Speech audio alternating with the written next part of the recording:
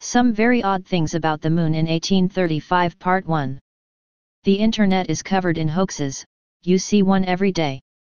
On Tuesday, August 25 of 1835, the New York Sun began publishing, in serial form, a long account of lunar discoveries supposedly made by Sir John Herschel. The narrative, which continued over 5 more days, is considered to be one of the most famous media hoaxes of all time. Or was it? This is part 1 of his story. Enjoy. Great astronomical discoveries lately made by Sir John Herschel at the Cape of Good Hope. In this unusual addition to our journal, we have the happiness of making known to the British public, and thence to the whole civilized world, recent discoveries in astronomy which will build an imperishable monument to the age in which we live, and confer upon the present generation of the human race a proud distinction through all future time. It has been poetically said, that the stars of heaven are the hereditary regalia of man, as the intellectual sovereign of the animal creation. He may now fold the zodiac around him with a loftier conscientiousness of his mental supremacy. It is impossible to contemplate any great astronomical discovery without feelings closely allied to a sensation of awe, and nearly akin to those with which a departed spirit may be supposed to discover the realities of a future state. Bound by the irrevocable laws of nature to the globe on which we live, creatures close shut up in infinite expanse, it seems like acquiring a fearful supernatural power when any remote mysterious works of the Creator yield tribute to our curiosity. It seems almost a presumptuous assumption of powers denied to us by divine will, when man, in the pride and confidence of his skill, steps forth, far beyond the apparently natural boundary of his privileges, and demands the secrets and familiar fellowship of other worlds.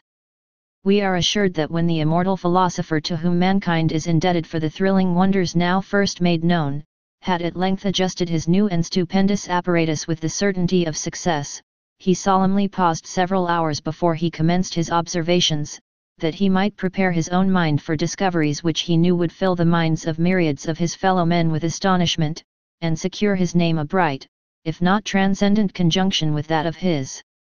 venerable father to all posterity. And well he might pause. From the hour the first human pair opened their eyes to the glories of the blue firmament above them, there has been no accession to human knowledge at all comparable in sublime interest to that which he has been the honored agent in supplying, and we are taught to believe that, when a work, already preparing for the press, in which his discoveries are embodied in detail, shall be laid before the public, they will be found of incomparable importance to some of the grandest operations of civilized life. Well might he pause.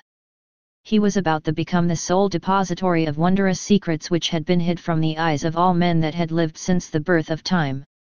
He was about to crown himself with a diadem of knowledge which would give him a conscientious preeminence above every individual of his species who then lives, or who had lived in the generations that are passed away.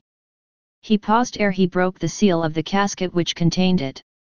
To render our enthusiasm intelligible, we will state at once, that by means of a telescope of vast dimensions and an entirely new principle, the younger Herschel, at his observatory in the southern hemisphere, has already made the most extraordinary discoveries in every planet of our solar system, has discovered planets in other solar systems, has obtained a distinct view of objects in the Moon, fully equal to that which the naked eye commands of terrestrial objects at the distance of 100 yards, has affirmatively settled the question whether this satellite be inhabited, and by what order of things, has firmly established a new theory of cometary phenomena, and has solved or corrected nearly every leading problem of mathematical astronomy. For our early and almost exclusive information concerning these facts, we are indebted to the devoted friendship of Dr. Andrew Grant, the pupil of the elder, and for several years past the inseparable coadjutor of the younger Herschel. The amanuensis of the latter at the Cape of Good Hope, and the indefatigable superintendent of his telescope during the whole period of its construction and operation, Dr. Grant has been enabled to supply us with intelligence equal, in general interest at least, to that which Dr. Herschel himself has transmitted to the Royal Society. Indeed, our correspondent assures us that the voluminous documents now before a committee of that institution contain little more than details and mathematical illustrations of the facts communicated to us in his own ample correspondence. For permission to indulge his friendship in communicating this invaluable information to us, Dr. Grant and ourselves are indebted to the magnanimity of Dr. Herschel, who, far above all mercenary considerations, has thus signally honored and rewarded his fellow laborer in the field of science. The engravings of lunar animals and other objects, and of the phases of the several planets, are accurate copies of drawings taken in the observatory by Herbert Home, Esq., who accompanied the last powerful series of reflectors from London to the Cape, and superintended their erection, and he has thus recorded the proofs of their triumphant success. The engravings of the belts of Jupiter is a reduced copy of the imperial folio drawing by Dr. Herschel himself, and contains the results of his latest observation of that planet. The segment of the inner ring of Saturn is from a large drawing by Dr. Grant. We first avail ourselves of the documents which contain a description and history of the instrument by which their stupendous discoveries have been made. A knowledge of the one is essential to the credibility of the other. The younger Herschel's telescope. It is well known that the great reflecting telescope of the late elder Herschel, with an object glass 4 feet in diameter, and a tube 40 feet in length, possesses a magnifying power of more than 6,000 times. But a small portion of this power was ever advantageously applied to the nearer astronomical objects, for the deficiency of light from objects so highly magnified, rendered them less distinct than when viewed with a power of a third or a fourth of this extent. Accordingly, the powers which he generally applied when observing the moon or planets, and with which he made his most interesting discoveries, ranged from 220, 460, 750 and 900 times, although, when inspecting the double and treble fixed stars, and the more distant nebulae, he frequently applied the full capacity of his instrument. The law of optics, that an object becomes dim in proportion as it is magnified, seemed, from its exemplification in this powerful telescope, to form an insuperable boundary to further discoveries in our solar system. Several years, however, prior to the death of this venerable astronomer, he conceived it practicable to construct an improved series of parabolic and spherical reflectors, which, by uniting all the meritorious points in the Gregorian and Newtonian instruments, with the highly interesting achromatic discovery of Dollond, would, to a great degree, remove the formidable obstruction. His plan evinced the most profound research in optical science, and the most dexterous ingenuity in mechanical contrivance, but accumulating infirmities, and eventual death, prevented its experimental application. His son, the present Sir John Herschel, who had been nursed and cradled in the observatory, and a practical astronomer from his boyhood, was so fully convinced of the value of the theory, that he determined upon testing it, at whatever cost. Within 2 years of his father's death he completed his new apparatus, and adapted it to the old telescope with nearly perfect success. He found that the magnifying power of 6,000 times, when applied to the moon, which was the severest criterion that could be selected, produced, under these new reflectors, a focal object of exquisite distinctness, free from every achromatic obscurity, and containing the highest degree of light which the great speculum could collect from that luminary. The enlargement of the angle of vision which was thus acquired, is ascertained by dividing the moon's distance from the observatory by the magnifying power of the instrument, and the former being 240,000 miles, and the latter 6,000 times, leaves a quotient of 40 miles as the apparent distance of that planet from the eye of the observer. Now it is well known that no terrestrial objects can be seen at a greater distance than this, with the naked eye, even from the most favorable elevations. The rotundity of the earth prevents a more distant view than this with the most acute natural vision, and from the highest eminences, and, generally, objects seen at this distance are themselves elevated on mountainous ridges. It is not pretended, moreover, that this 40 miles telescopic view of the moon presented its objects with equal distinctness, though it did in equal size to those of this earth, so remotely stationed. The elder Herschel had nevertheless demonstrated, that with a power of 1,000 times, he could discern objects in this satellite of not more than 122 yards in diameter. If therefore the full capability of the instrument had been elicited by the new apparatus of reflectors constructed by his son, it would follow, in mathematical ratio, that objects could be discerned of not more than 22 yards in diameter. Yet in either case they would be seen as mere feeble, shapeless points, with no greater conspicuity than they would exhibit upon Earth to the unaided eye at the distance of 40 miles. But although the rotundity of the Earth presented no obstruction to a view of these astronomical objects, we believe Sir John Herschel never insisted that he had carried out these extreme powers of the telescope in so full a ratio. The deficiency of light, though greatly economized and concentrated, still maintained some inverse proportion to the magnitude of this planet, though magnificent and sublime, enabled to confirm some discovered of former observers, and to confute those of others. The existence of volcanoes discovered by his father and by Schroeder of Berlin, and the changes observed by the latter in the volcano in the Mare Crisium of Lucid Lake, were corroborated and illustrated, as was also the prevalence of far more extensive volcanic phenomena. The disproportionate height attributed to the lunar mountains was corrected from careful admeasurement, whilst the celebrated conical hills, encircling valleys of vast diameter, and surrounding the lofty central hills, were distinctly perceived. The formation which Professor Fraunhofer uncharitably conjectured to be lunar fortifications, he ascertained to be a tubular buttress of a remarkably pyramidical mountain, line which had been whimsically pronounced roads and canals, he found to be keen ridges of singularly regular rows of hills, and that which Schroeder imagined to be a great city in the neighborhood of Marius, he determined to be a valley of disjointed rocks scattered in fragments, which averaged at least 1,000 yards in diameter.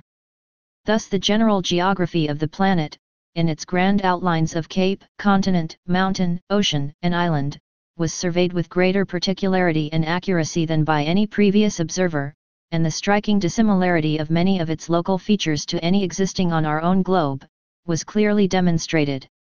The best enlarged maps of that luminary which have been published were constructed from this survey, and neither the astronomer nor the public ventured to hope for any greater accession to their developments. The utmost power of the largest telescope in the world had been exerted in a new and felicitous manner to obtain them, and there was no reasonable expectation that a larger one would ever be constructed, or that it could be advantageously used if it were. A law of nature, and the finitude of human skill, seemed united in inflexible opposition to any further improvement in telescopic science, as applicable to the known planets and satellites of the solar system. For unless the Sun could be prevailed upon to extend a more liberal allowance of light to these bodies, and they be induced to transfer it, for the generous gratification of our curiosity, what adequate substitute could be obtained? Telescopes do not create light, they cannot even transmit unimpaired that which they receive. That anything further could be derived from human skill in the construction of instruments, the labors of his illustrious predecessors, and his own, left the son of Herschel no reason to hope. Huygens, Fontana, Gregory, Newton, Hadley, Bird, Short, Dollond, Herschel, and many others, all practical opticians, had resorted to every material in any wise adapted to the composition either of lenses or reflectors, and had exhausted every law of vision which study had developed and demonstrated. In the construction of his last amazing specula, Sir John Herschel had selected the most approved amalgams that the advanced stage of metallic chemistry had combined, and had watched their growing brightness under the hands of the artificer with more anxious hope than ever lover watched the eye of his mistress, and he had nothing further to expect than they had accomplished. He had the satisfaction to know that if he could leap astride a cannon ball, and travel upon its wings of fury for the respectable period of several millions of years, he would not obtain a more enlarged view of the distant stars than he could now possess in a few minutes of time, and that it would require an ultra-railroad speed of 50 miles an hour, for nearly the livelong year, to secure him a more favorable inspection of the gentle luminary of night. The interesting question, however, whether this light of the solemn forest, of the treeless desert, and of the deep blue ocean as it rolls, whether this object of the lonely turret, of the uplifted eye on the deserted battlefield, and all of the pilgrims of love and hope, of misery and despair, that have journeyed over the hills and valleys of this earth, through all the eras of its unwritten history to those of its present voluminous record, the exciting question, whether this observed of all the sons of men, from the days of Eden to those of Edinburgh, be inhabited by beings like ourselves, of consciousness and curiosity, was left for solution to the benevolent index of natural analogy, or to the severe tradition that it is tenanted only by the hoary solitaire whom the criminal code of the nursery had banished thither for collecting fuel on the Sabbath day. The limits of discovery in the planetary bodies, and in this one especially, thus seemed to be immutably fixed, and no expectation was elevated for a period of several years. But, about 3 years ago, in the course of a conversational discussion with Sir David Brewster upon the merits of some ingenious suggestions by the latter, in his article on optics in the Edinburgh Encyclopedia, p. 644, for improvements in the Newtonian reflectors, Sir John Herschel adverted to the convenient simplicity of the old astronomical telescopes that were without tubes, and the object glass of which, placed upon a high pole, threw its focal image to a distance of 150, and even 200 feet. Dr. Brewster readily admitted that a tube was not necessary, provided the focal image were conveyed into a dark apartment, and there properly received by reflectors. Sir John then said that, if his father's great telescope, the tube alone of which, though former of the lightest suitable materials, weighed 3,000 pounds, possessed an easy and steady mobility with its heavy observatory attached, an observatory movable without the encumbrancer of such a tube, was obviously practical.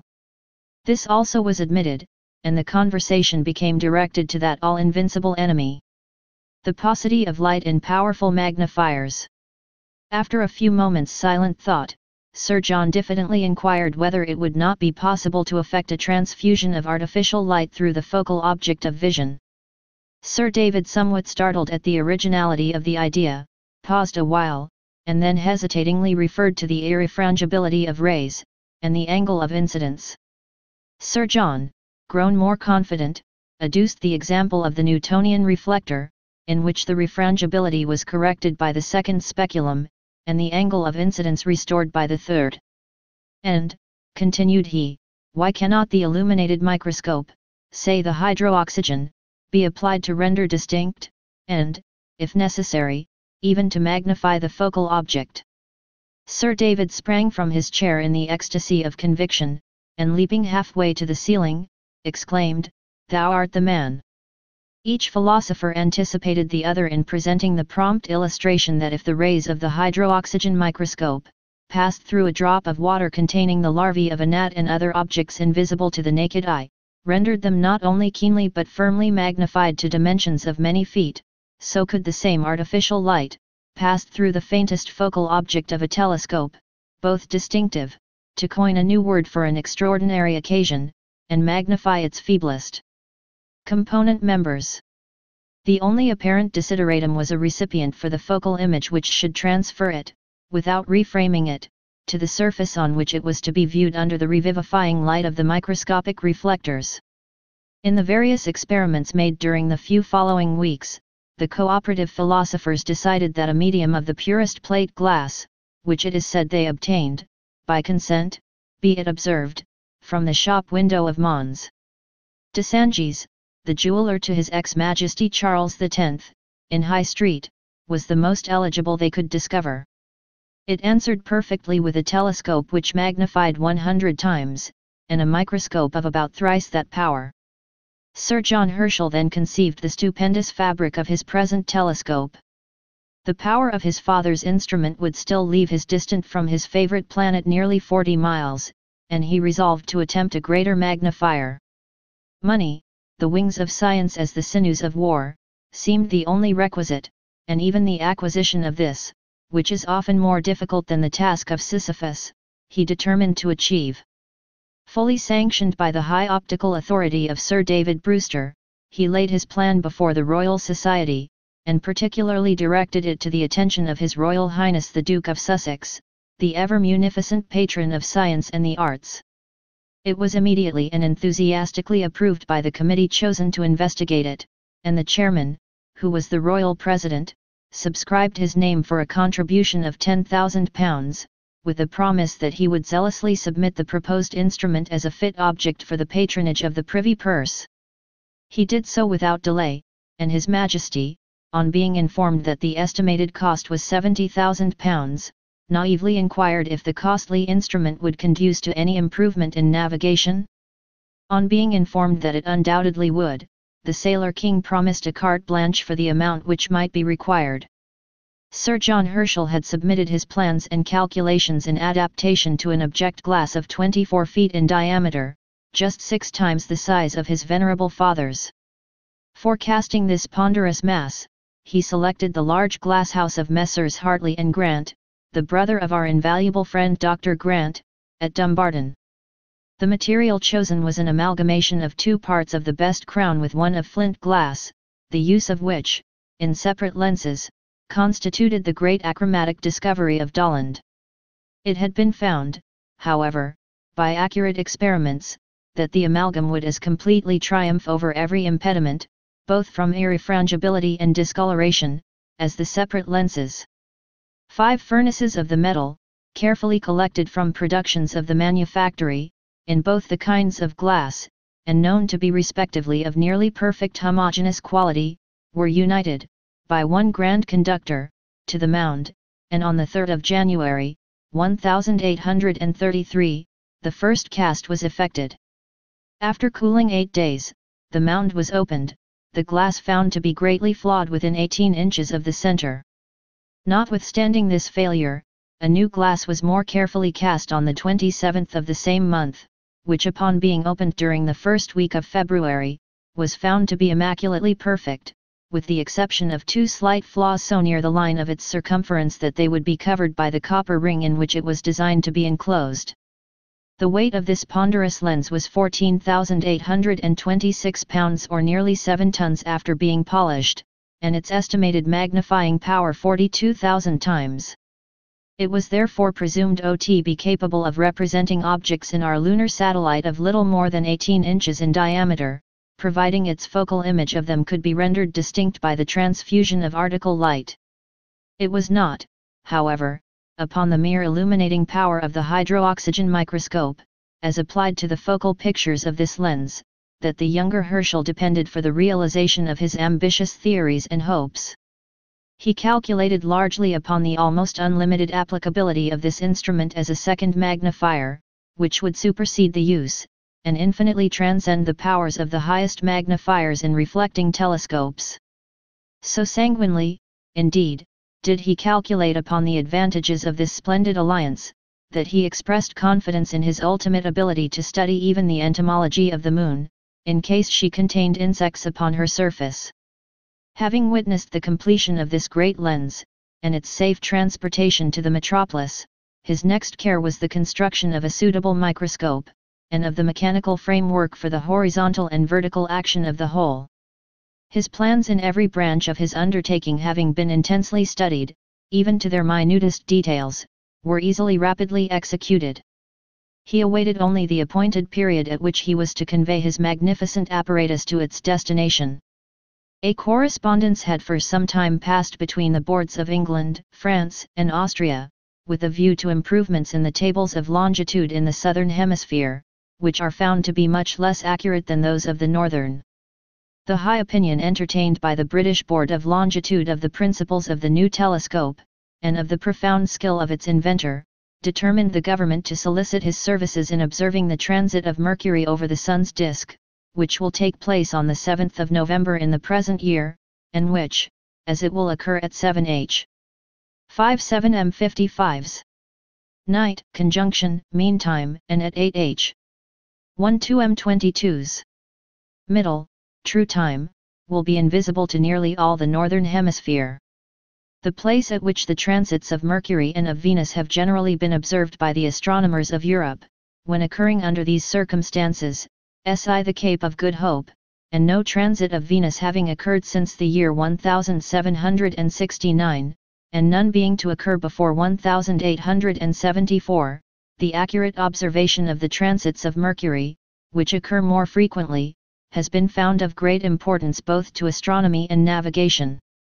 To the latter useful art, indeed, the transits of Mercury are nearly as important as those of Venus, for although those of the latter planet have the peculiar advantage of determining exactly the great solar parallax, and thence the distances of all the planets from the Sun, yet the transits of Mercury, by exactly determining the place of its own node, independently of the parallax of the great orb, determine the parallax of the Earth and Moon, and are therefore especially valuable in solar observations of longitude. The Cape of Good Hope has been found preferable, in these observations, to any other station in the hemisphere.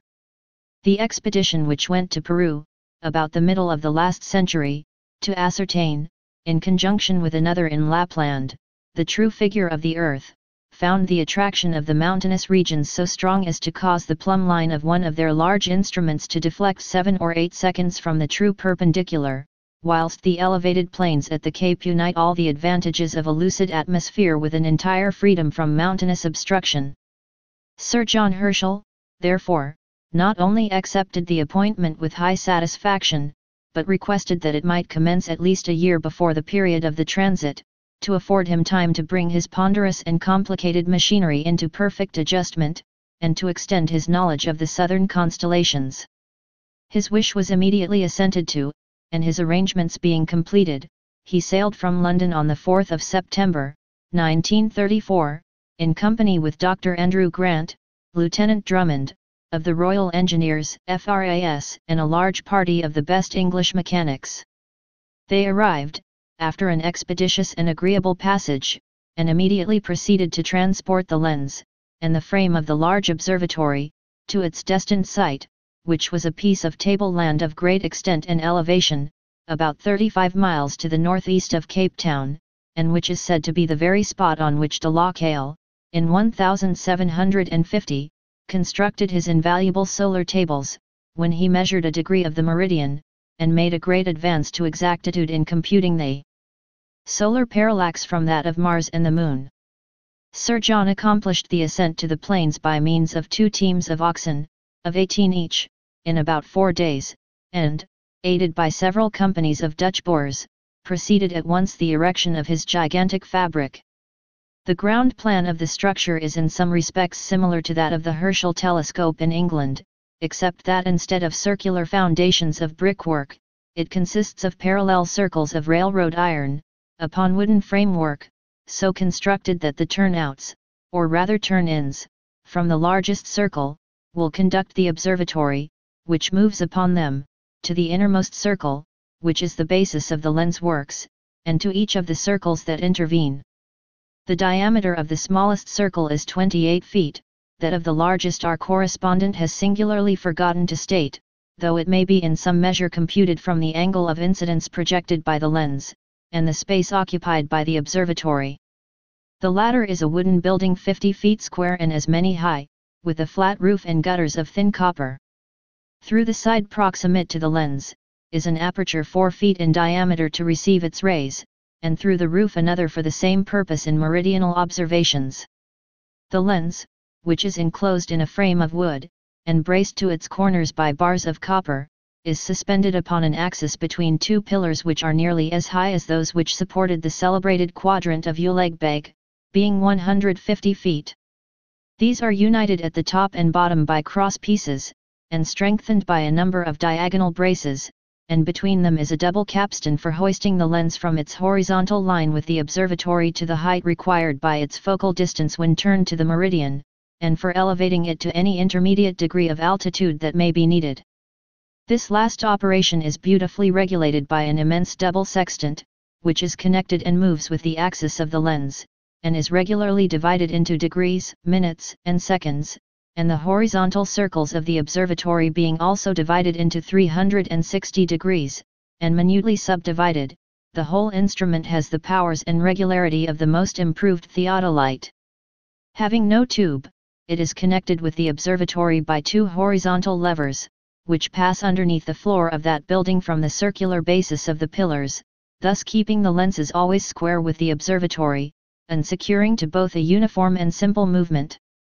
By means of these levers, too, a rack and windlass, the observatory is brought to any degree of approximation to the pillars that the altitude of an observation may require, and although, When at its nearest station it cannot command an observation with the great lens within about 15 degrees of the meridian, it is supplied with an excellent telescope of vast power, constructed by the elder Herschel, by which every high degree can be surveyed. The field of view, therefore, whether exhibited on the floor or the wall of the apartment, has a diameter of nearly 50 feet, and being circular, it has therefore an area of 1,875 feet. The place of all the horizontal movements having been accurately leveled by Lieutenant Drummond, with the improved level of his invention which bears his name, and the wheels both of the observatory and of the lens works being facilitated by friction rollers in patent axle boxes filled with oil, the strength of one man applied to the extremity of the levers is sufficient to propel the whole structure upon either of the railroad circles, and that of 2 men applied to the windlass is fully adequate to bring the observatory to the basis of the pillars. Both of these movements, however, are now effected by a locomotive apparatus commanded within the apartment by a single person, and showing, by means of an ingenious index, every inch of progression or retrogression. We have not thus particularly described the telescope of the younger Herschel because we consider it the most magnificent specimen of philosophical mechanism of the present or any previous age, but because we deemed an explicit description of its principles and powers an almost indispensable introduction to a statement of the sublime expansion of human knowledge which it has achieved. It was not fully completed until the latter part of December, when the series of large reflectors for the microscope arrived from England, and it was brought into operation during the first week of the ensuing month and year. But the secrecy which had been maintained with regard to its novelty, its manufacture, and its destination, was not less rigidly preserved for several months respecting the grandeur of its success. Whether the British government were sceptical concerning the promised splendor of its discoveries, or wished them to be scrupulously veiled until they had accumulated a full-orbed glory for the nation and reign in which they originated, is a question which we can only conjecturally solve. But certain it is that the astronomer's royal patrons enjoined a Masonic taciturnity upon him and his friends until he should have officially communicated the results of his great experiment. Accordingly, the world heard nothing of him or his expedition until it was announced a few months since in the scientific journals of Germany, that Sir John Herschel, at the Cape of Good Hope, had written to the Astronomer Royal of Vienna, to inform him that the portentous comet predicted for the year 1835, which was to approach so near this trembling globe that we might hear the roaring of its fires, had turned upon another scent, and would not even shake a hair of its tail upon our hunting grounds. At a loss to conceive by what extra authority he had made so bold a declaration, the men of science of Europe who were not acquainted with his secret, regarded his postponement, as his discovery was termed, with incredulous contumely, and continued to terrorize upon the strength of former predictions.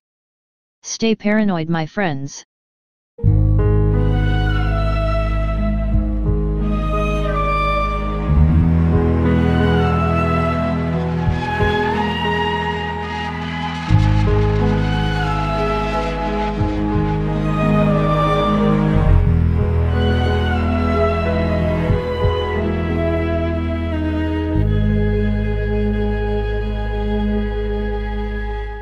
Which he knew would fill the minds of myriads of his fellow men with astonishment, and secure his name a bright, if not transcendent conjunction with that of his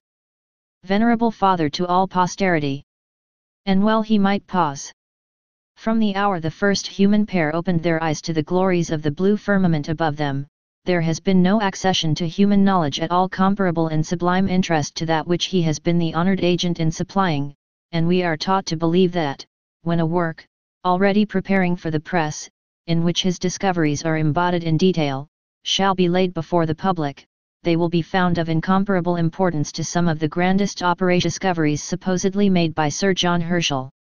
The narrative, which continued over 5 more days, is considered to be one of the most famous media hoaxes of all time. Or was it? This is part 1 of his story. Enjoy. Great astronomical discoveries lately made by Sir John Herschel at the Cape of Good Hope. In this unusual addition to our journal, we have the happiness of making known to the British public, and thence to the whole civilized world, recent discoveries in astronomy which will build an imperishable monument to the age in which we live, and confer upon the present generation of the human race a proud distinction, or when any remote mysterious works of the Creator yield tribute to our curiosity. It seems almost a presumptuous assumption of powers denied to us by divine will, when man, in the pride and confidence of his skill, steps forth, far beyond the apparently natural boundary of his privileges, and demands the secrets and familiar fellowship of other worlds. We are assured that when the immortal philosopher to whom mankind is indebted for the thrilling wonders now first made known, had at length adjusted his new and stupendous apparatus with the certainty of success, he solemnly paused several hours before he commenced his observations, that he might prepare his own mind for discovery through all future time. It has been poetically said, that the stars of heaven are the hereditary regalia of man, as the intellectual sovereign of the animal creation.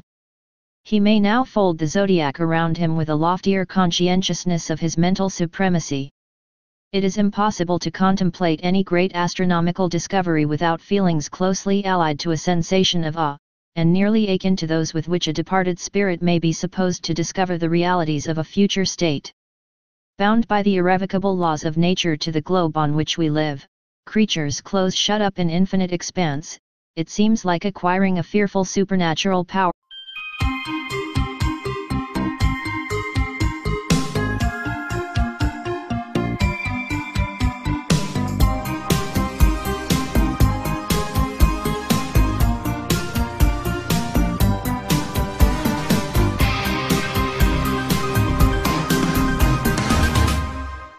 Some very odd things about the Moon in 1835. Part 1. The Internet is covered in hoaxes, you see one every day. On Tuesday, August 25 of 1835, the New York Sun began publishing, in serial form, a long account of lunar